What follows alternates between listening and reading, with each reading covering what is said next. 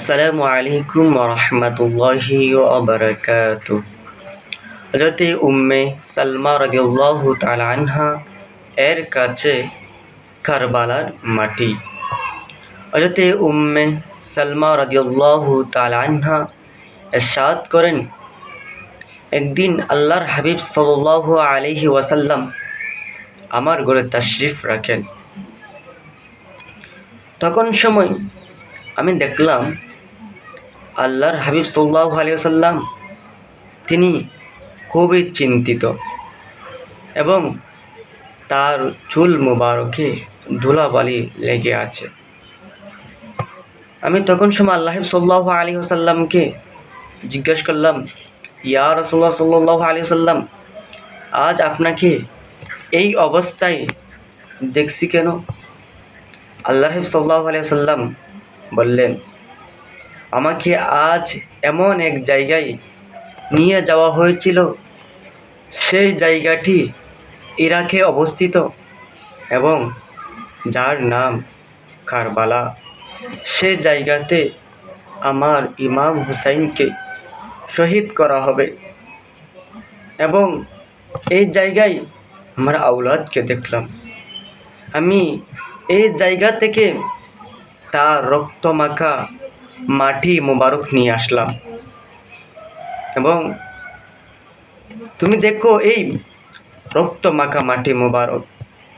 হযরতে উম্মি সালমা রাদিয়াল্লাহু তাআলা আনহা বললেন যে আল্লাহ সাল্লাল্লাহু আলাইহি ওয়াসাল্লাম ওনার হাত মোবারক থেকে বের করে এই মাটি মোবারক দেখালেন।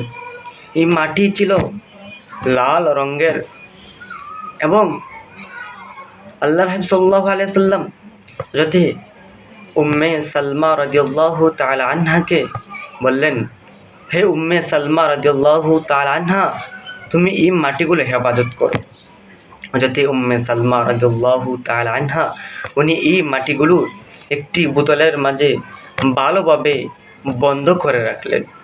হযরতে হুসাইন ইবনে আলী যখন ইরাকে সফরে গেলেন, তখন সময় থেকে হযরতে উম্মে সালমা রাদিয়াল্লাহু তাআলা আনহা উনি প্রতিদিন একবার করে এই বোতলটা দেখেন।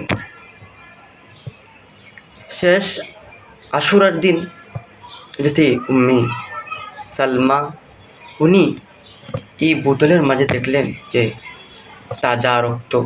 তখন হযরতে উম্মে সালমা রাদিয়াল্লাহু তাআলা আনহা উনি বুঝতে পারলেন যে আজ কারবালার ময়দানে হযরতে ইমাম হুসাইন উনি শহীদ হয়েছেন। যখন সময় সত্যি সত্যি ওনার কাছে হযরতে ইমাম হুসাইন রাদিয়াল্লাহু তাআলা আনহু ওনার কারবালার শহীদের সংবাদ আসলো, তখন সময় হযরতে উম্মে সালমা রাদিয়াল্লাহু তাআলা আনহা বলেন যে এই দিনটা ছিল আশুরার দিন।